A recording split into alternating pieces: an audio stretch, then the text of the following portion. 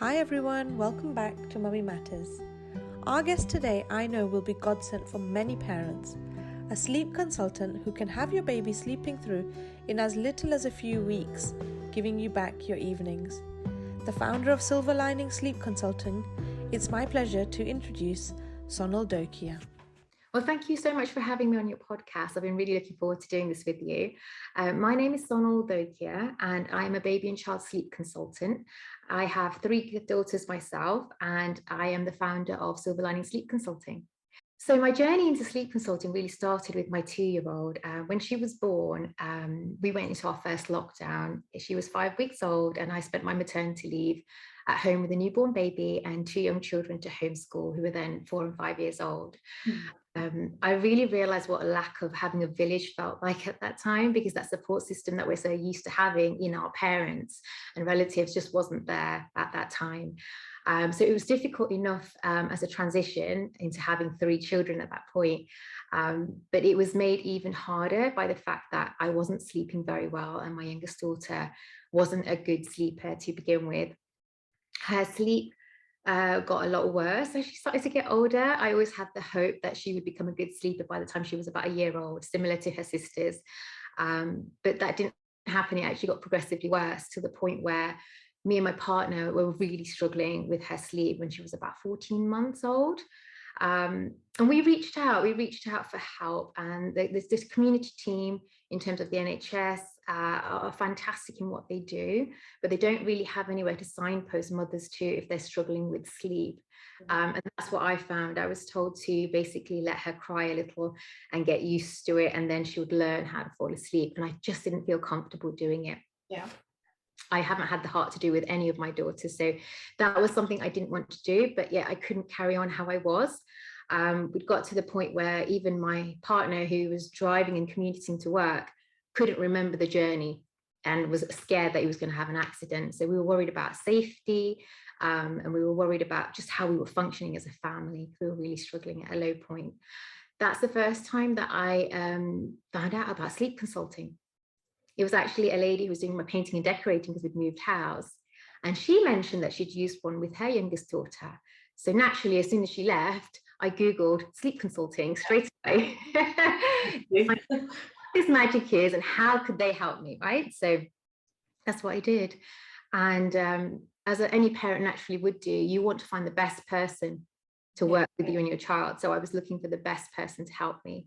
And in that journey, in making those calls, I discovered a lady who then I went on to train with to become a sleep consultant myself. And me and my partner, we sleep trained Serenity, my youngest daughter, together in a gentle way. And it was just an absolute eye-opener for me, because I didn't know so much about sleep. And as a quite a well-educated person, I like to read books and I like to learn about things. I felt like I couldn't figure the sleep out, even though I was trying so hard. And it wasn't anything to do with what I was doing. It was more about learning about my child and what they needed and how I needed to respond to them in order to teach them about sleep. Yeah. So that was just a complete eye-opener for me. And that's how I started my journey. And just knowing how difficult that journey was, the sleep deprivation, just the impact mentally and physically on my health, it just spiraled. And I felt really unwell by the time that first year was done. I was ready for the kids to go back to school, and Serenity started sleeping well finally. And we then started to be able to look after our own health. But yeah, it really takes a toll on you. So like I always think that sleep is really underrated. Like people don't usually consider the whole sleep being important. You know, people just get on with it. I mean, especially now, like there's this culture about, you know, being always on the go and always working and always getting somewhere and things like that. It really takes a toll on like sleep. So what are the symptoms if you are sleep deprived, and like kind of if you leave it, what can it lead to? Okay, so one of the things you touched on is that we don't prioritize sleep because there is just so much to do, and we're always thinking we're going to miss out on things that we need to be doing. Sleep is really vital for our well-being. It's one of the pillars that underpins our well-being and our health. It really is. Just like eating well, drinking water, sleeping and exercising, they are really core to our well-being. One of the main things that sleep is vital for is for your cognitive development and your emotional well-being. We can't regulate our emotions as well if we haven't had a good amount of sleep. Okay, so if we're on broken sleep consistently, you'll know the next day that you find it difficult to kind of manage those emotions. Also, sleep is huge for children's development, cognitively, physically, emotionally, socially. They need good quality sleep. Sleep plays a huge role in our restoration and immunity as well. As mums, our body becomes quite depleted after having a baby, and it takes up to a year before we're fully back to feeling like our normal selves and the good health. And it's because our vitamins and minerals, everything that we've got in our body, goes into our baby naturally, and we need to replenish all that. So lack of sleep reduces your immunity as well. Your cells regenerate when you sleep. So if all of that is lacking, you're more likely to be run down and more likely to catch any bug that's going around. Yeah, which is good in this time at the moment, is it? Yes, and it also for children, their growth hormones are secreted at certain phases of when they sleep. So it's really important that they go through all the phases of sleep and sleep deeply and sleep well. Yeah. So, you know, like you touched on something. You said that when your little one wasn't sleeping well, you wanted her to be a good good baby. Do all children, do they all sleep through? Because I know it's a big thing. You always hear, like, you know, like when you have a little one, people always ask you, oh, is it a good baby? Do they sleep through? Children are children, okay? And there's no good and bad about it. It's just like behaviors. There's good and bad behaviors. Yeah. So child might not sleep to the best of their capabilities. That's what we're saying. We're saying they're not a good sleeper. Yeah. Okay? They're not sleeping as well as they could be sleeping. And similarly, it's, you know, that has an impact on their behavior as well in the day. Like if we don't feel like we're getting the right amount of sleep, and we feel like, you know, everything is a bit of a drag in the day, it's really difficult for us to just do the basic things we need to do to function. Children feel that too, and they can be cranky, they can be overtired, they're not in the best mood, they will have more tantrums. And sometimes we can class that as a naughty baby or a bad child and bad behavior, when the reality is a little bit deeper, and the reasons behind that is lack of sleep often. Yeah, no, but it's quite good that you've touched upon that, because it kind of puts moms in that automatic kind of fight or flight kind of thing, that, oh, well, actually my baby's a bad baby because my baby's not sleeping through. But generally, I found all three of mine, and I'll be honest, none of them have slept through. None of them, up until around age 3, and then something magical happens and they just start sleeping through around age 3. But that's what I've had, and I've kind of just gone with it, and it's worked for me. Now they all like sleep really well, as long as they sleep one time and they're not overtired, and you know all the other factors that come along with it. So what can moms do to kind of get a better night's rest? Is there something that they can do before actually getting into bed, which will give them that better sleep? They probably won't be able to do like the best sleep if your child's kind of up and down constantly throughout the night. But what can they do? If we're looking at just the mother, in terms of what can we do for moms in terms of helping them to be able to switch off and go to sleep, I'll share you my top 5 tips. First one is having a shutdown routine. I find this really, really useful because we're on the go all the time. There's so much stuff going around in our head that having something to have a way of shutting down before we go to sleep, just like we wind our children down before they go to sleep, is really important. So for me, that would mean having a journal next to my bed, making a note of the things that are running through my mind that I might need to park for tomorrow, planning my day for tomorrow a little bit, and just having maybe somewhere to write my gratitude down, you know, and just kind of end the day, have like a little summary of things that I'm happy about, things that I want to carry into the next day. So that having that shutdown routine is really important for me. The second thing I find that really affects your ability to have that good sleep is your phones. Having your mobile phone right next to you all the time as you sleep as well. We're so used to it in society. We reach for it all the time. I do it all the time. So it's actually hard to not reach for it, a habit. But if you don't actually use your phone in that last hour before bed, you're much more likely to get a better quality night's sleep. So one of my tips is to take your phone, charge it further away, or even in, the landing outside the room. But if you need the alarm, maybe at another plug point further away from your bed. Yeah. So you actually physically have to get out of bed. And so you're not tempted first thing to scroll through it or last thing at night. Yeah. Third tip, a nice warm drink, something that you find soothing. Some people like herbal drinks, herbal teas. At the moment, one of my favorites is just having like a turmeric latte. So basically milk with honey and hardar, and it's lovely. I like it. I really enjoy that. And that makes me feel quite nice. Fourthly, I would say have some sort of exercise in your day. Working out kind of gives you that movement is really important as well. And your muscles kind of need that time to relax, and you'll feel your body feels a bit heavy as well at night when you lie down, and it's ready to take the sleep. Just don't exercise right before bed if it stimulates you. So just do it a little bit earlier. And lastly, wear something comfortable to fall asleep in. And I love my eye mask. I have a weighted lavender eye mask that I wear. Nice. And it's almost like a blackout for an adult, because it's so bright, but I love it because the scent is soothing for me, and I put it on and I close my eyes and I go to sleep, and I love it. It makes me feel really like I'm taking care of myself. I hope that helps somebody, because those tips are really useful for me. But it's kind of funny because like as a mother, sometimes you find that you're kind of constantly on the go, you're always doing stuff for others. But I like the fact that you're saying that, even if it's 5-10 minutes before bed, you're making that time out for yourself, which I think is great, because I think a lot of us just don't.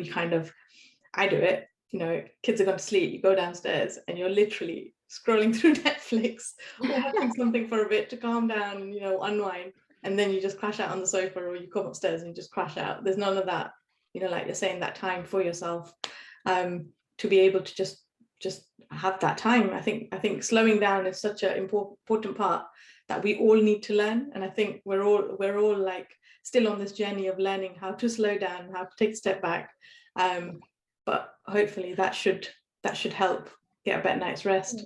Absolutely. I mean, if you do have young children that don't sleep well, obviously that's not going to be, you're not going to have those perfect evenings where you can have that time to switch off.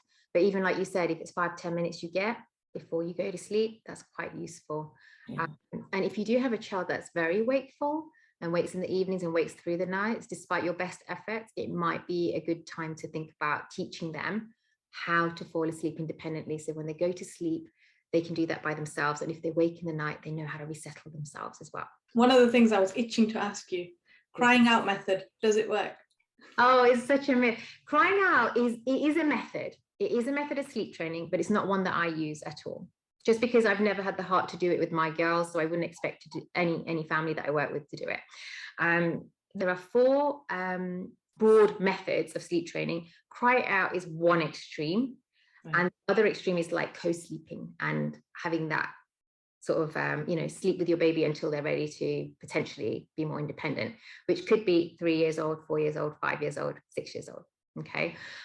There's no real age when children become independent sleepers. It's not a developmental milestone like some people think. Oh, is it? No. I know people say, oh, they're not going to be in my bed when they're 14, and that's probably true. That's probably. I think for yourself, you're quite lucky that your children were sleeping well by the time they were sort of 3 years of age.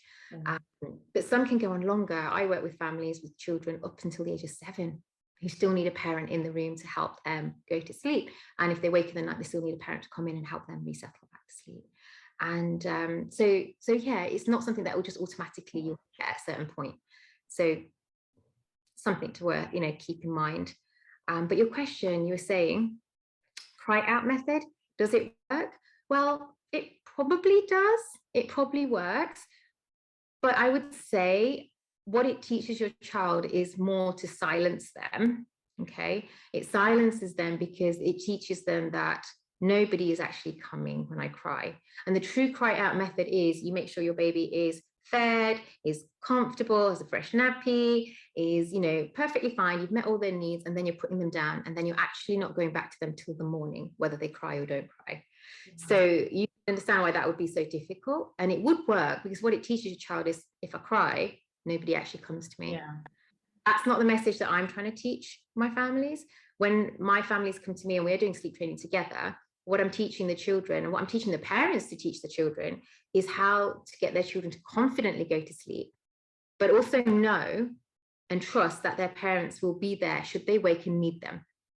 So if they are unwell, or if they just need somebody in the room, then they can call out and they're not afraid that nobody's going to come. Yeah. But at the same time, they also know how to resettle themselves. So it's very unlikely that they'll wake you unless they really need you. Yeah. How important is it to set boundaries? Like, I know, I'll give you an example. My little one at nursery, she goes to sleep great. You know, they put the bed down, she just goes and lies down, goes straight to bed for nap time, gets up at the right time, sleeps through, gets up at the right time, and then is ready to carry on the day. At home, when she was obviously a bit younger, and even now from time to time, she'll be like, I want mommy, I want mommy. So like, how important is it to set those boundaries at home so that they have kind of a structure? Is that kind of going to help with establishing sleep, not only for yourself, but obviously for the child as well? Or is it something that, you know, doesn't really make that much of a difference?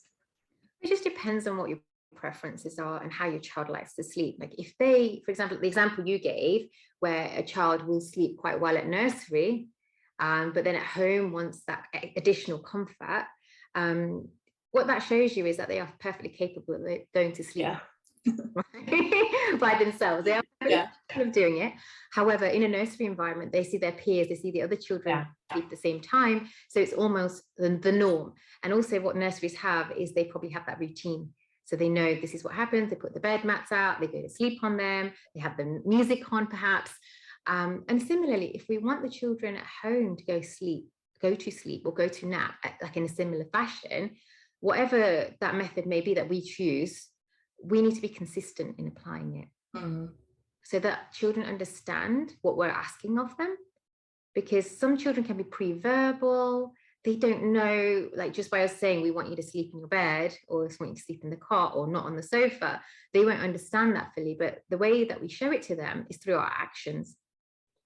Yeah. Consistent action. Yeah, no, that sounds good. What would happen if you prolong, like as a mother, if you're constantly sleep deprived and the symptoms are prolonged? What kind of effects does that have? Okay, so when we become a mom or we have a new baby, we know that we're going to expect some sleeplessness to begin with, at least the 4, 5, 6 months. Okay, so we got kind of mentally prepared for that a little bit. However, prolonged sleep deprivation can impact you at a very core level. So we're talking about our emotional well-being, how happy we feel. We can start feeling quite low because we're not getting the sleep that we need. We start losing the joy in our day-to-day activities with our children. It's difficult to stay present and focus. Yeah. One of the key things is that we can't really focus very well on what we're doing. You can become quite forgetful.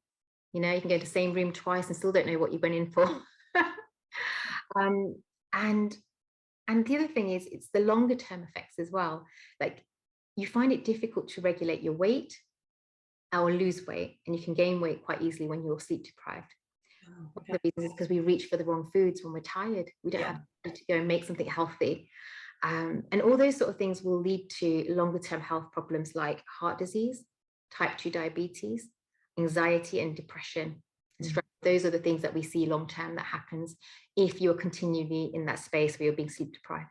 Okay, so the key to sleep deprivation is to get some sleep. Okay, one of my pet peeves is we've talked about this before, is when parents get told to sleep when the baby sleeps. It's mine too, I hate it. Because you just realize how you can't do it. Yeah. However, if we've got new moms that are listening who first-time moms with first-time babies, then I would say sleep when baby sleeps, okay? Yeah. Because you don't have other children running around under your feet. So if you have only got a newborn to look after and they're sleeping, there is the temptation to clean the house or get on top of the chores or do something for yourself. And that's fine. If you need a little bit of me time, just make sure you're resting while you're doing it. Yeah. If you can't nap. But as a first-time mom, I would say sleep when the baby sleeps. But then as we know, if we have another baby, we've got a younger child running around or maybe more than one, it can be very difficult. And it's just really unrealistic to think that we can get some sleep when our little one's sleeping. Yeah. Yeah. I'm so glad you said that, because the amount of times I've heard it, the amount of times that people have said that to me, or I've heard someone telling me that people are saying that to them. I mean, it sounds good in textbook, and they probably tell you that at antenatal classes and things like that. But the reality is, once you have more than one, you're not getting that sleep when that baby sleeps, because you're probably either entertaining another one, you're getting the house ready, you're sorting out meals to prep, you've got exactly. to do for the family. And also, even with a newborn, if it's just the one baby, they're often in that 4th trimester stage with their newborns, they just want to be held to sleep. Yeah. So by the time they're in that deep sleep, before you can put them down anywhere, you've probably got 20 minutes to do something. Yeah. You really haven't got a lot of time. You nip to the loo and come back, and then Literally, I would say prioritize, get some good food in you, get energy in you, get some rest, or just have a contact nap and enjoy them for a little while and get some rest yourself. Yeah, no, definitely. Things you can do, try and get an early night when your baby sleeps as well. Try and get some early nights. Prioritize sleep over cleaning. The house will be fine. Try and get a cleaner for that first year when you're on maternity leave, if you can do that, because it will just take the weight off your shoulders a little bit when it comes to the home. I found that really useful. I did that with my firstborn.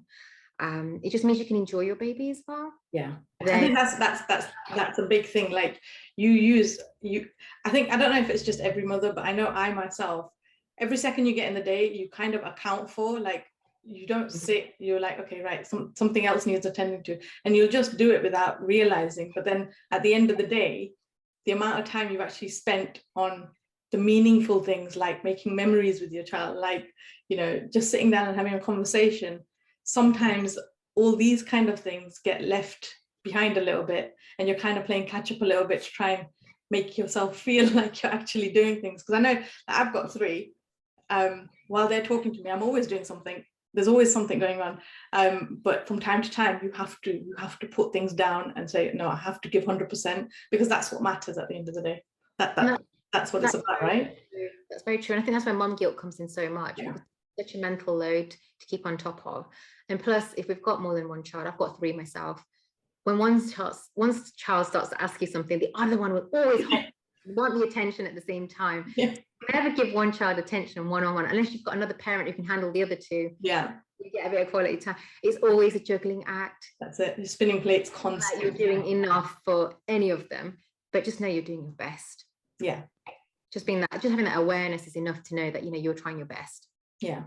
And the fact that you want to do your best, I think that speaks volumes about the kind of mother you are. Like, if you didn't care about giving it your best, and if things didn't matter to you, then you're questioning yourself. But if you actually care about giving your child that one-on-one time, or you're feeling like you're not, and you're making that extra effort, you're automatically a good mother because you care.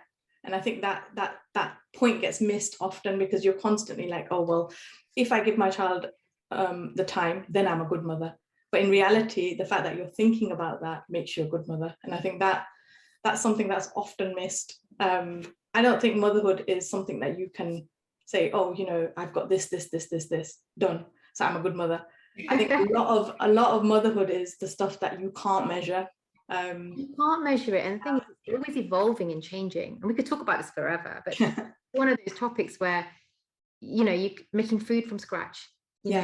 All these things that we, with my firstborn, everything was fresh, everything was pureed, and I did everything. Then I was like, okay, it's all right to have a bit of freezer food. It's okay to have a few extra batches made and defrost them.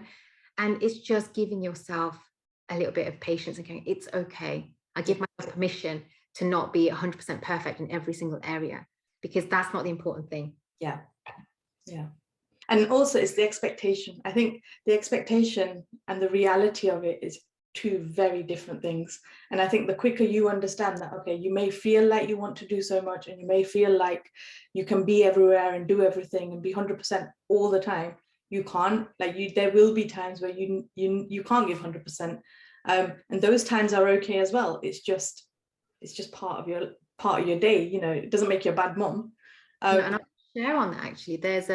When my first daughter was born, like, she's 7 years old now, my life was pretty much split. What I would do with her in the day was everything. Everything I could do for her, I would do. I would take her out in the morning, then she'd come home and have a lovely lunch, and she'd have a nap, and then we'd go out in the afternoon. And I was always doing things with her. I didn't clean in the day. And the minute she fell asleep, I was then doing the catching up, the preparation, the hoovering, the wiping, the clean, prepping the nappy bags, everything. But when she was with me, she was my sole focus, and I didn't want her to miss out on anything. But then all that did was ultimately I can't live a split life. And it catches up with you and you are exhausted. So you have to learn to juggle them both. Definitely. It's, as you said, it is a juggling act, right? And no day is the same. You have to just go with it, and whatever comes your way, kind of just dodge it and make the best of it. But when you're not a mother, you have so many things that you have picked up from other people that have said things, or you've heard things, or you've read things from society. So we almost have a picture or a vision of what we think motherhood's going to be like. And then when we enter it ourselves, we realize for ourselves how different the world conceives us to be, and what our actual workload is, and how much we actually have to do. The reality is very different. And we're not meant to be able to do everything. We were meant to have a village. And now I think in this day and age, not everyone has that village. We just don't. We all work long hours. We have families, and both parents are in jobs. And we also have children who are a bit older now. It's not just in our 20s. So our parents are a bit older, and they're capable of like fully looking after our kids for days on end. I know when my girls go over to my mum's, she'll be exhausted the next day. She needs 2 days to recover. No, it's not realistic to expect that kind of either. So yeah, I think the perception of that village has changed massively. It's not how it was for, say, my mum. My mum lived in an extended family. Everyone looked after each other. Everyone literally lived on the same street or a couple of streets down. Everyone was in walking distance, things like that. It all makes a difference, doesn't it? And like with my mum, for example, like I know when I was born, we all lived in an extended family. So the cooking wasn't done by one person. The cleaning wasn't done by that same person. Looking after the kids wasn't done by that same person. Now it's kind of all on that one person, unless you still live with that great support system. But I think the majority of us, it's not to that level anymore, which obviously has a dramatic effect on how we parent in the modern world. But yeah, I think this perception of you need a village to raise a child, I think that has completely changed now, especially post-COVID. You don't have that village anymore, not the way it used to be. I think it's become very apparent, since COVID, and I think maybe what you're trying to do here with the podcast and bringing the mums together in a community is creating our own village. Yes, so that we can rely on, which I just the message. That's definitely it. It's one platform that brings us all together, that unites us all, because I think it's not about just friends and family anymore. It's about reaching out, getting the help you need to make you a better person and making you feel like you again. The other thing is, you go into motherhood thinking you're going to have all the support, and a lot of us don't. A lot of mothers go in thinking, yeah, I'm going to have this great thing, the husband's going to help out, the grandparents will help out, and it's not always the case. It's not always the case for people. So then to have lived that reality that I've got a newborn child, I'm struggling, I can't turn to friends and family who I thought would be helping, where do I go to? And I think a lot of mums then have to almost learn on the job, pick up those pieces and then try and figure it out. There is help out there. It's just about knowing where to look and actually reaching out, which I think a lot of moms still hesitate with. So hopefully through the podcast, I'm hoping that people will find that courage to be able to step up and just say, it's fine. I think that is one of the barriers sometimes with sleep consulting as well. Like when families need the help, they feel like they can't ask for the help, or perhaps because their parents didn't need the help and they're just told, we just got on with it, so your child will learn to sleep eventually. So it's almost like you're meant to keep going regardless of how you're feeling, because other people did it. But we don't have to measure ourselves by other people and their experiences. We need to be true to our own. And if we are struggling and we need the support, we are in the information age. We are in a place now where information and knowledge and consultants and coaching is available. It's all like your fingertips, isn't it now? It's like you don't even have to look very far. Absolutely transform your life. Nobody needs to sit at home and struggle on their own. Yeah, definitely. I'm so glad you've brought that up, because I think that's the biggest message that a modern mother has to understand, that we're not living the same way as our parents or their parents lived. Like we are living in today, which is very different. Parenting has completely changed. The way we do things has completely changed now. So don't be so hard on yourself. You don't have to suffer in silence and just go with it. Reach out, get the support you need. Absolutely. And I think the time is the real commodity. Rather than paying for a service, if you think about your time, Yes. what do you get? What do you get? So for example, when I'm working with my families, what they've been struggling with for maybe months or years, I help them transform their child's sleep within 2 to 3 weeks. Wow, that's amazing. Evenings back, that gives them nights back, it gives them all good rest. So they're starting to feel like themselves. How many months and years have you saved? How many hours in the evenings have you spent in like your child's bedroom trying to get them to sleep?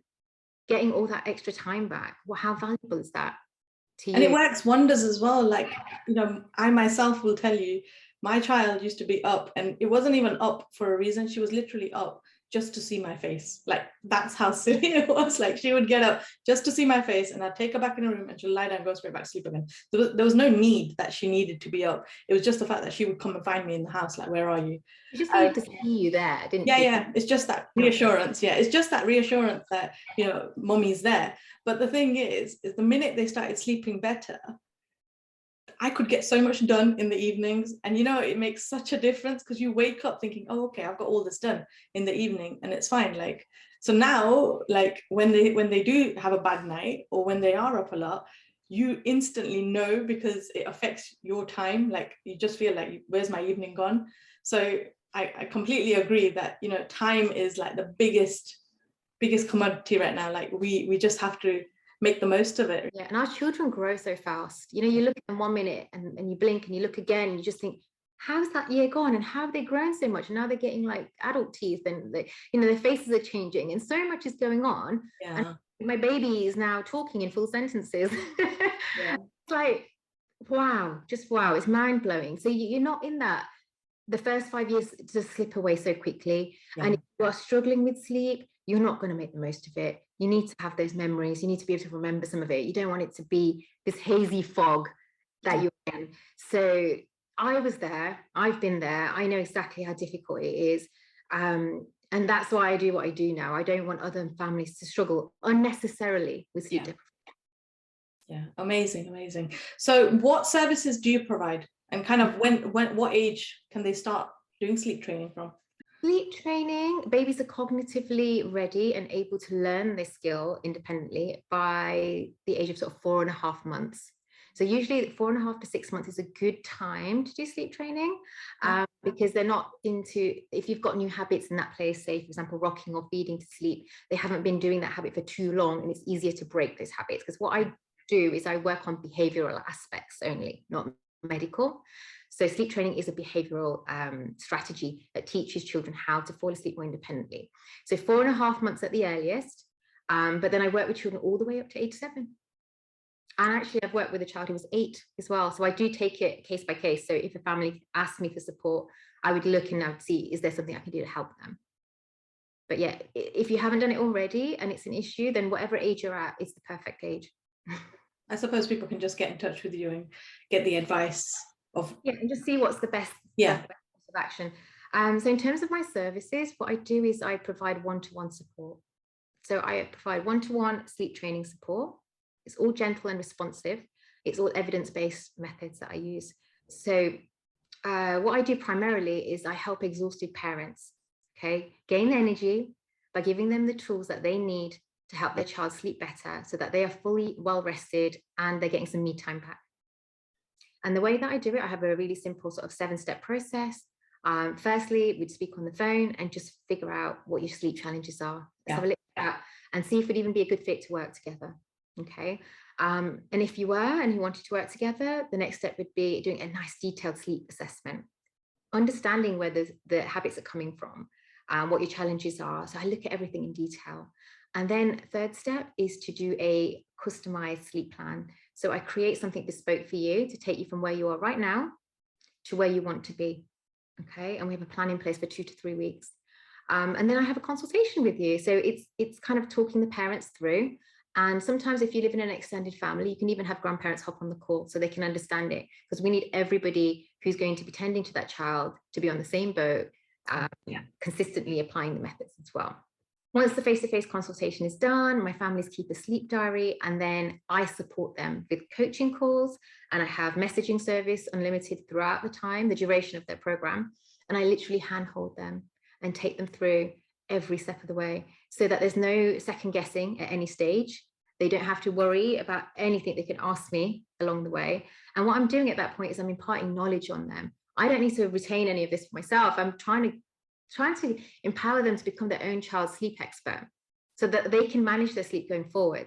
We're not doing a short-term solution. We're doing a long-term solution here. So it's not a Band-Aid.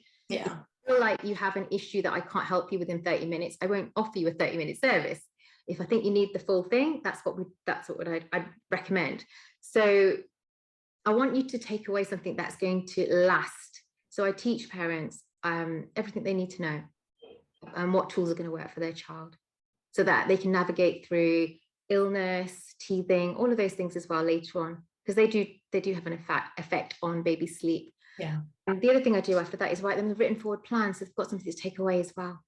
And there's always like extra support if they need to just get on a call with me, they can do in the future.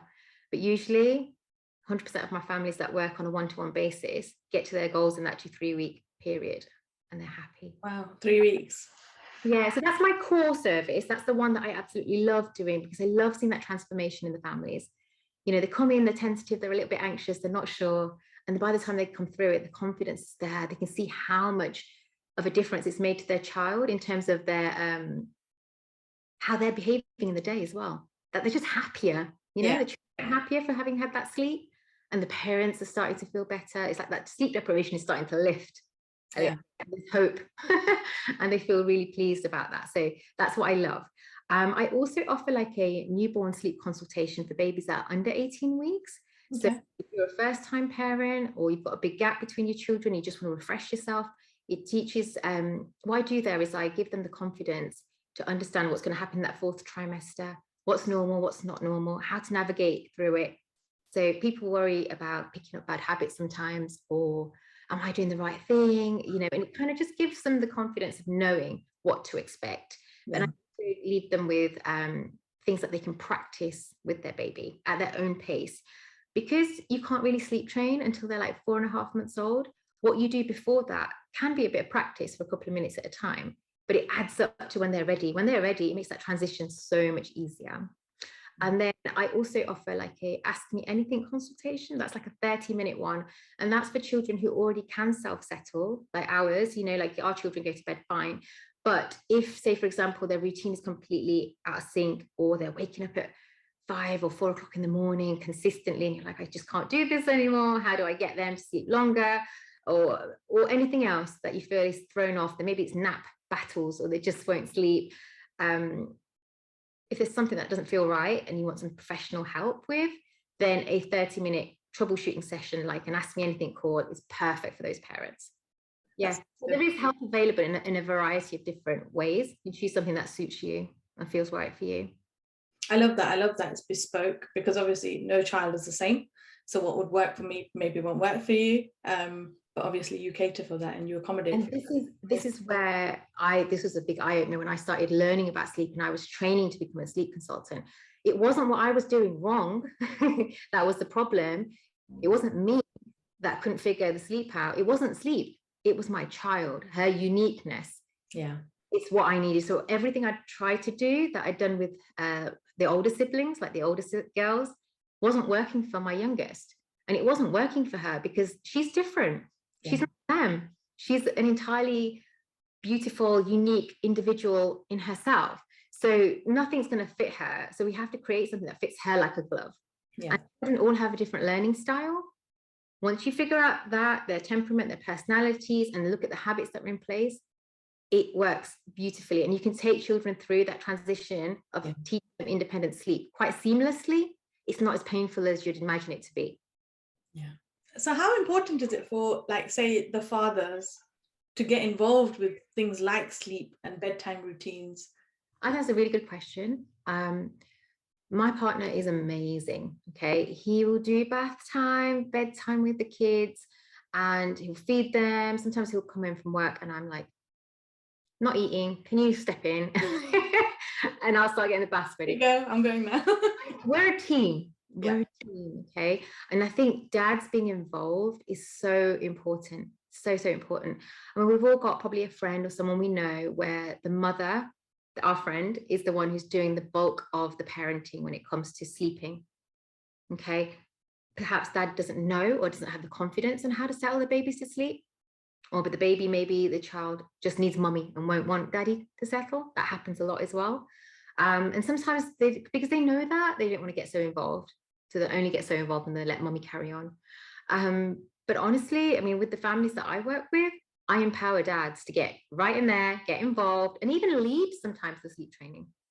Just for example, I'm working with somebody right now who, their parents, and their little one is 6 months old, and she won't settle for dad. She will scream if dad tries to put her to sleep. And we've broken that already in a few nights. And dad can now put her to sleep. And that is such a big thing for dad. Yeah. Having a baby that will just scream at him, she will now happily go to sleep for him. And I think we need to encourage the dads, if they feel a little bit of a loss at how to help, they can help in the bedtime routine, like when the baths are happening, getting the preparation for the bedrooms, getting kids dressed, getting their bottles if they're drinking milk from a bottle, or helping mom pass the children on to be breastfed once they're ready and dressed, and be involved. Just know what your partner's doing as well, so that you're both being very consistent. So if one night dad can do bedtime routine, one night mum could do bedtime routine, give each other a bit of time off, and sometimes you can do it together. So it gives you a bit of flexibility if you both know what you're doing, and you're both being consistent, because your child will then respond to you both in the same way. So there won't be any of this, oh, my baby doesn't settle for dad, they'll only want me. Because you're showing your child that it's okay for dad to be involved. Yeah. And your dad loves you and is every bit the parent that I am, and can do this too. It's so important. It's not just for yourself, but as a couple, as a team.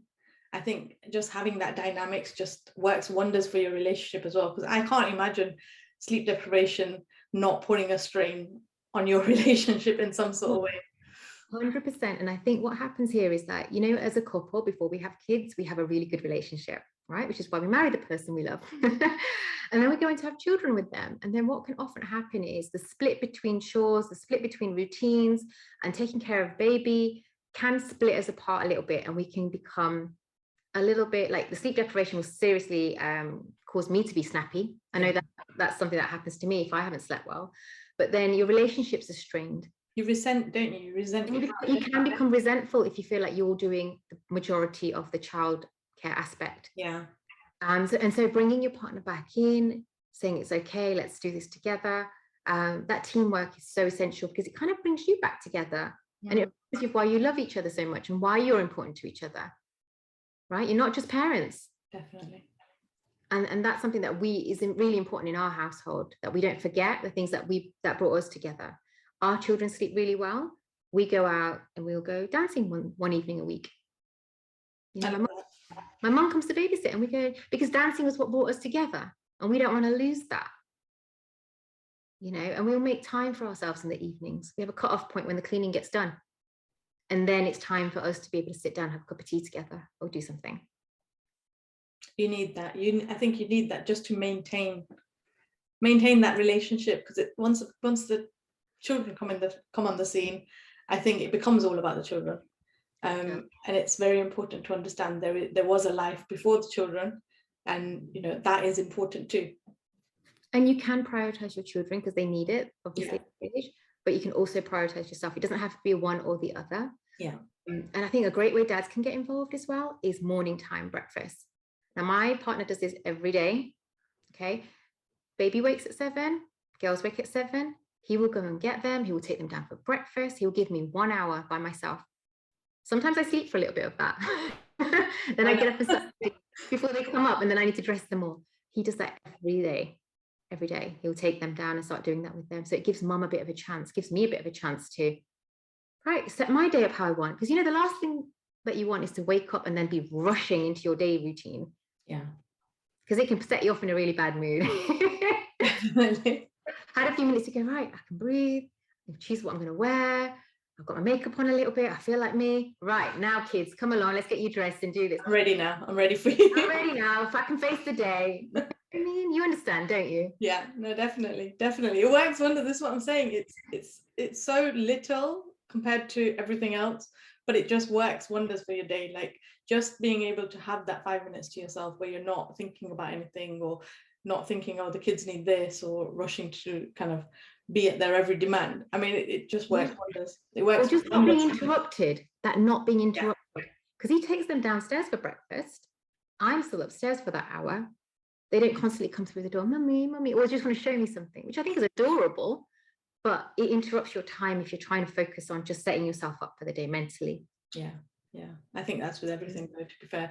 I've said it on my Instagram as well. The best way of getting your child to pay attention is sit down and look like you're relaxing, because that is for the only time, and they'll come up to you and ask you for things, or they'll say, oh, here, look at this, or let's do this. So it's a little trick. If you want them to listen, if you want them to pay attention, just sit down and literally just don't do anything, and they'll be there. One. I like that, Raki. I like that. So are there any myths? I'm sure there's loads around sleep. So are there any that you can kind of shine light on? Oh gosh, one of the first ones that comes to mind when you say that is breastfeeding. Sometimes parents feel like, oh, if you've got a breastfed child, they're just not going to sleep as well as a formula-fed child. Big myth. Big myth.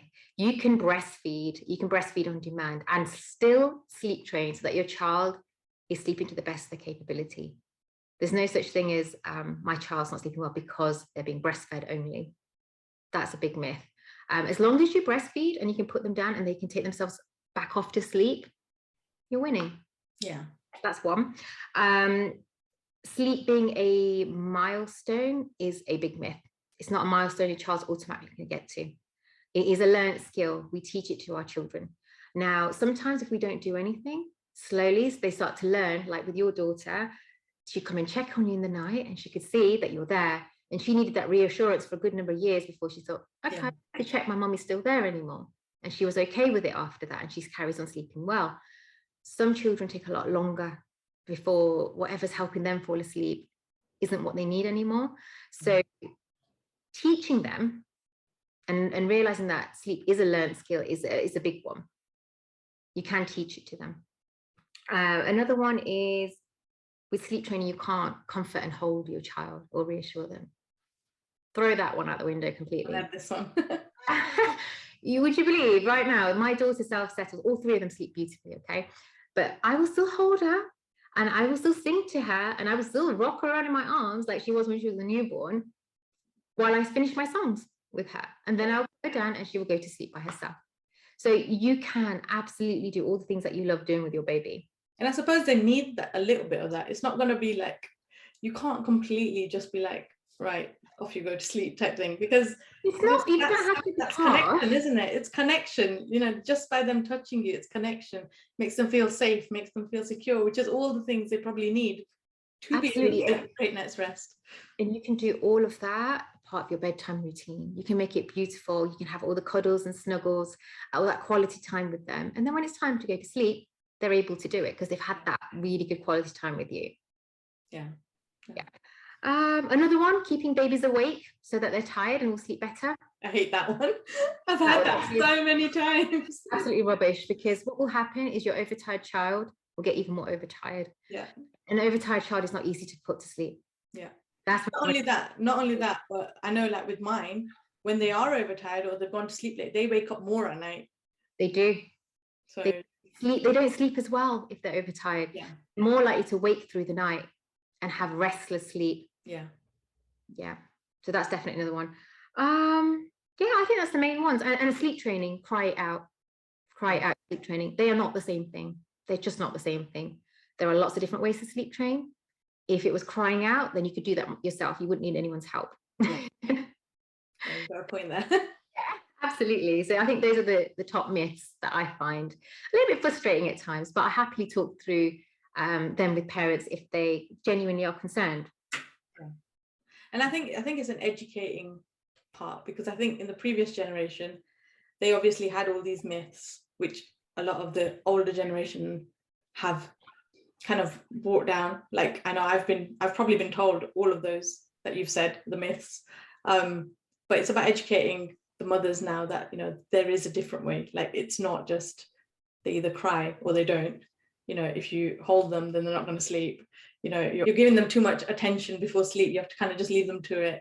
they'll go to sleep, you know, like things like that. I don't think is helpful, but it's good to know that the modern mother can get educated with what's accurate, what's reliable, and be able to kind of, you know, reach out to people like yourselves that know what they're talking about, you know, that everything's evidence-based, you know, there's no like, you know, trial and error in that sort of sense. Everything is evidence-based, and they can apply it to their own lives, which I think it's good for the modern mother now. Yeah. The reason I founded Silverlining Sleep Consulting is because I want everyone to have what I now have. Yeah. I don't want everyone to go through that same struggle of not knowing where to ask. And when you touched on trial and error, do you know how hard trial and error is when you're sleep deprived? Yeah. You are then relentlessly still trying something else, and then still trying something else, and not getting it right. That's a really difficult ask of a mother to keep going and keep trying something different when you don't actually need to. You speak to somebody who's a specialist who can then advise you on the best strategies. The thing is, you're always going to know your child best. Yeah. Nobody, not me, not anyone else is going to know your child better than you knowing your child. So what makes this work really well is that I know sleep. I'm the sleep expert and you're the expert on your child. And when we work together, right, the information that you provide and the information that I have and the knowledge that I have, we put a winning formula in place to make sure that we get your child sleeping really well, confidently, happily, and with minimal tears. That's what we like to hear as mother, minimal tears. It is a big thing for moms. Crying is hard to hear. It absolutely is. Yeah, it is. There's so much to manage now as parents, don't we? Got to go back to work after maternity leave, juggling so much that I think mothers' well-beings it's lower on that priority ladder. Yeah, definitely. I need to raise the profile of it and go, right, no, you matter. Yeah, mommy matters, right? Yeah, absolutely. Mommy matters. Mommy matters. Coming back round to that. That's it. Thank you so much for taking part in the podcast today. It's been absolutely amazing. So if you want your child to sleep through with minimum tears, you know, and you getting your nights back, your evenings back, she's the person to speak to. How do people get in touch? Okay, so I've got a following on Instagram. You can come along and message me from there. I've got my website, which you can book a call to have a chat with me. It's silverliningsleepconsulting.co.uk. But you can reach me on my Facebook page or my Instagram page. My mobile number is on there, and you can just reach out and book a call or just message me on WhatsApp, and we'll have a look at our availability and get you started. Let us know and we can forward it on if you've got any questions or anything, because I know you do a Q&A on Instagram, don't you? I do a weekly Q&A on a Wednesday, which I'll be doing a little bit later today. Yeah, absolutely. There's a chance to ask questions. Perfect. Thank you so much, and we shall speak to you soon. Thank you so much for having me. Thank you.